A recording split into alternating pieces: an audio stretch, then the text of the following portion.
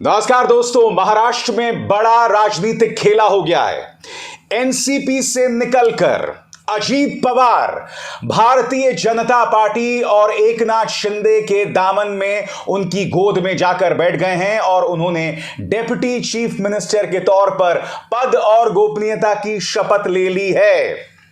इस खबर को पूरे विस्तार से बताऊंगा, इसके राजनीतिक मायनों को आपको समझाऊंगा और साथ ही भारतीय जनता पार्टी के दोहरे मापदंड, किस तरह से यह खबर प्रधानमंत्री नरेंद्र मोदी के लिए एक बहुत बड़ा झटका है।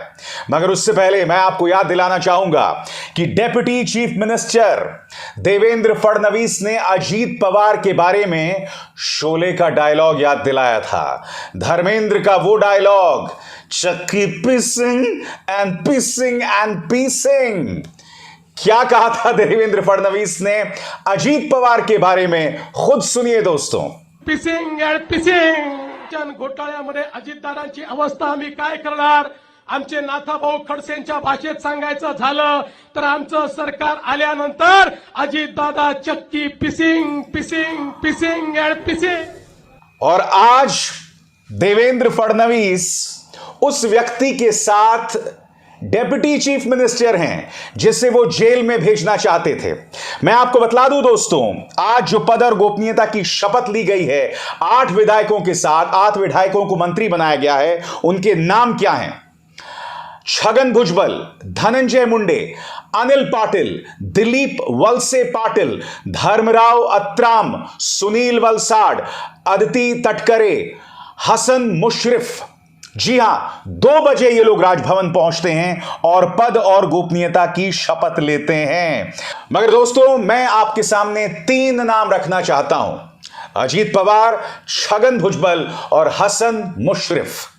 भारतीय जनता पार्टी की सरकार ने इन तीनों के खिलाफ गंभीर मामले किए हुए थे। ईडी इनके पीछे बुरी तरह से पड़ी हुई थी। मामले क्या थे दोस्तों, एक एक करके आपके स्क्रीन पर।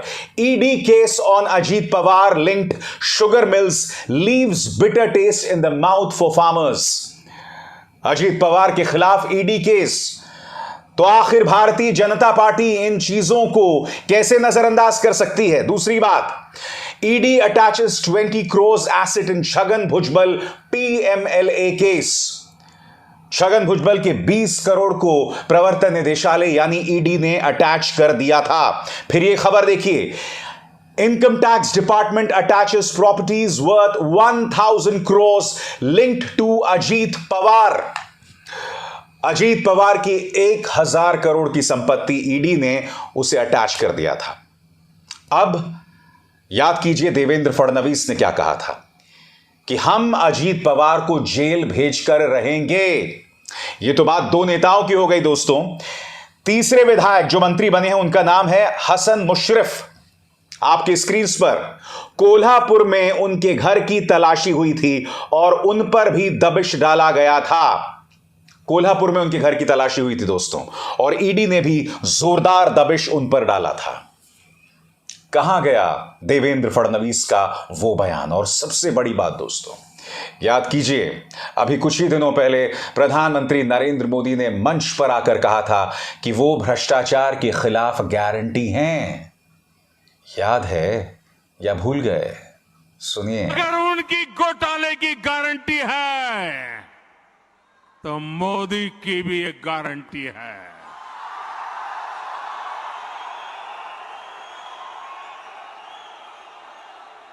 और मेरी गारंटी है, हर घोटालेबाज पर कार्रवाई की गारंटी। दोस्तों, हो क्या रहा है कि धीरे धीरे प्रधानमंत्री नरेंद्र मोदी के जितने दावे हैं वो सब हवा हवाई हो रहे हैं दोस्तों। भारतीय जनता पार्टी बुरी तरह से एक्सपोज्ड है करप्शन के मुद्दे पर, क्योंकि उन्हें किसी भी कीमत पर 2024 का लोकसभा चुनाव जीतना है। इसीलिए वो एनसीपी को खत्म कर देना चाहते हैं। शिवसेना को वो तोड़ने में कामयाब हो गए। असली शिवसेना अब एकनाथ शिंदे के साथ है। दूसरी शिवसेना जो है वो उद्धव सेना है। अब वही हश्र वो करना चाहते हैं एनसीपी का और कामयाब हो रहे हैं। मगर ये क्या जतलाता है दोस्तों? कि सत्ता में बने रहने के लिए ताकत के जरिए इस तरह से पार्टियों को नोचा जा रहा है, पार्टियों को खत्म किया जा रहा है। और इस बात का आभास शरद पवार को पहले से था। यही वजह है दोस्तों कि उन्होंने सुप्रिया सुले को पार्टी के अंदर एक अहम किरदार दिया था, अजीत पवार से भी ऊपर। और यही वजह है कि अजीत पवार समझ गए थे कि एनसीपी के अंदर उनका खेला खत्म हो गया है। अब वो बड़ी तादाद में विधायकों के साथ जो है भारतीय जनता पार्टी के पास जा रहे हैं। हो सकता है कि आधिकारिक एनसीपी भी उन्हीं के साथ हो, मगर यह बतलाता है कि शरद पवार अजीत पवार का खेला देख चुके थे। इस वक्त शरद पवार क्या कर रहे हैं उस पर सबकी निगाह है दोस्तों, और इसका इशारा किया है किसी और ने नहीं बल्कि संजय राउत ने यह ट्वीट किया है। और इस ट्वीट में उन्होंने कहा है कि उन्होंने शरद पवार से बात की है। शरद पवार क्या कह रहे हैं आपकी स्क्रीन पर। शरद पवार बोले, मुझे लोगों का समर्थन, मैं मजबूत हूं। शिवसेना उद्धव गुट के नेता संजय राउत ने ट्वीट किया है और कहा है, मेरी अभी शरद पवार जी से बात हुई है। शरद पवार जी ने कहा है कि वो मजबूत हैं और उन्हें लोगों का समर्थन प्राप्त है। हम उद्धव ठाकरे के साथ फिर से सब कुछ पुनर्निर्माण करेंगे। लोग इस गेम को ज्यादा दिनों तक बर्दाश्त नहीं करेंगे। अजीत पवार एक बहुत ही महत्वाकांक्षी आदमी हैं।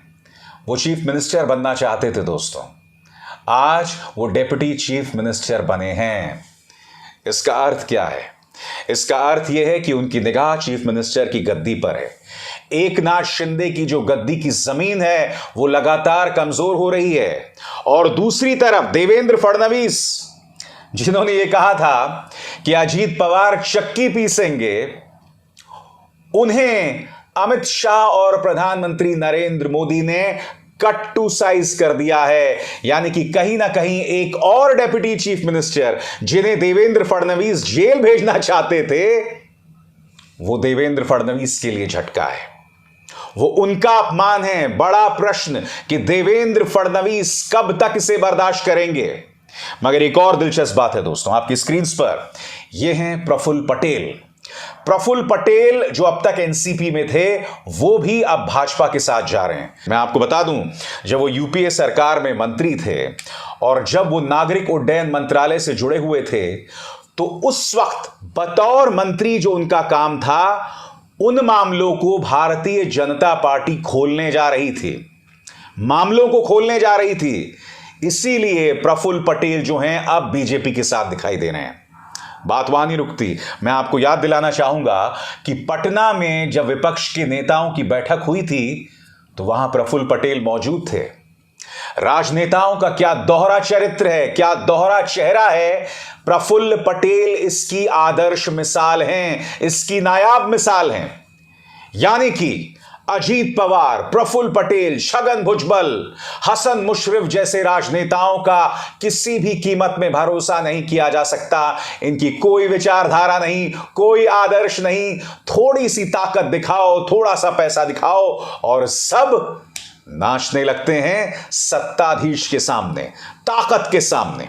और बात प्रफुल्ल पटेल की हो ही रही है दोस्तों, तो मैं आपको बता दूं कि प्रफुल्ल पटेल एक अरबपति के बहुत करीब हैं। वो बिजनेसमैन जो प्रधानमंत्री नरेंद्र मोदी के बहुत करीब हैं, वो बिजनेसमैन जो भारतीय जनता पार्टी के सत्ता में आने के बाद दिन दोगुनी रात चौगुनी तरक्की करने लगे, वो बिजनेसमैन जिस पर राहुल गांधी का खास तौर से निशाना रहा है। बताया जाता है कि इस पूरे राजनीतिक घटनाक्रम में उस अरबपति का बहुत बड़ा हाथ है। जी हां, उस बिजनेसमैन का बहुत बड़ा हाथ है दोस्तों।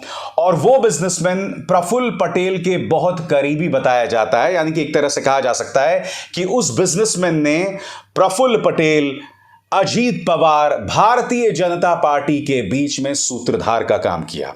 मैं आपको यह भी बता दूं कि TV9 भारतवर्ष जैसे जो समाचार चैनल्स हैं वो ये खबर चला रहे हैं कि अजीत पवार ने एनसीपी इसलिए छोड़ी क्योंकि उन्हें यह बात स्वीकार्य नहीं थी कि राहुल गांधी विपक्ष के नेता बनते या आने वाले दिनों में राहुल गांधी को प्रधानमंत्री के उम्मीदवार के तौर पर बतलाया जाता। यह सब सरासर बकवास है दोस्तों। मुद्दा है उस अरबपति बिजनेसमैन का, मुद्दा है जांच एजेंसीज की दबिश का, क्योंकि यह दबिश अजीत पवार पर लगातार हावी हो रही थी। और मुद्दा है अजीत पवार की अपनी महत्वाकांक्षाओं का कि वे खुद महाराष्ट्र के मुख्यमंत्री बनना चाहते हैं। अभी फिलहाल वो डिप्टी चीफ मिनिस्टर। और मैं आपको एक और बात बता दूं, एकनाथ शिंदे की भी, और मेरे इन शब्दों पर गौर कीजिएगा, एकनाथ शिंदे की भी एक तरह से उल्टी गिनती शुरू हो गई है। उल्टी गिनती शुरू हो गई दोस्तों। और मुझे इस बात को लेकर ताज्जुब नहीं होगा कि कुछ दिनों बाद एकनाथ शिंदे को किसी तरीके से पार्टी से बाहर का रास्ता दिखला दिया जाए, सरकार से बाहर का रास्ता दिखला दिया जाए। मगर बड़ा प्रश्न ये दोस्तों कि अजीत पवार ने आखिर यह फैसला लिया क्यों, अब जाके क्यों लिया? दैनिक भास्कर ने इसके 2 कारण बताए हैं। पहला कारण शरद पवार के हाल के इस्तीफे से जुड़ा हुआ था, जो मैं आपको पढ़ के सुनाना चाहता हूं। पहली वजह शरद पवार का इस्तीफा और फिर पलटना। रिपोर्ट्स के मुताबिक अजीत पवार शरद पवार से नाराज चल रहे थे। पहली बार 2 मई को जब शरद पवार ने एनसीपी अध्यक्ष पद छोड़ा था, तो इस बात की संभावना थी कि अजीत पवार को पार्टी की कमान सौंपी जा सकती है। जब पार्टी नेताओं और समर्थकों ने शरद पवार के फैसले का विरोध किया, तो अजीत ने खुलेआम कहा था कि इस विरोध से कुछ नहीं होगा, पवार साहब अपना फैसला नहीं बदलेंगे। हालांकि 4 दिन में ही पवार ने अपना इस्तीफा वापस ले लिया। वे जब इस बात की जानकारी मीडिया को देने आए, तो अजीत पवार वहां मौजूद नहीं थे। दूसरी बात, संगठन के अंदर सुप्रिया सुले का मजबूत होना, यह बात भी अजीत पवार को हजम नहीं हो रही थी। दूसरी वजह, संगठन में 2 कार्यकारी अध्यक्ष बनाया जाना। दूसरी घटना हाल ही में पार्टी संगठन में हुए फेरबदल को लेकर है। शरद पवार ने 10 जून यानी पार्टी के 25वें स्थापना दिवस पर बेटी सुप्रिया सुले और प्रफुल्ल पटेल को पार्टी का कार्यकारी अध्यक्ष समेत विभिन्न राज्यों का प्रभार दिया था। इसके बाद अजीत पवार की नाराजगी की खबरें आई थीं। हालांकि मैं आपको बता दूं, उन्होंने इस बात से इनकार किया था। और जहां तक प्रफुल्ल पटेल की बात है दोस्तों, प्रफुल्ल पटेल भी अब भाजपा के दामन में जाकर बैठ गए, उनकी गोद में जाकर बैठ गए। एक बार फिर दोस्तों देखिए अजीत पवार के खिलाफ कौन से करप्शन केसेस हैं।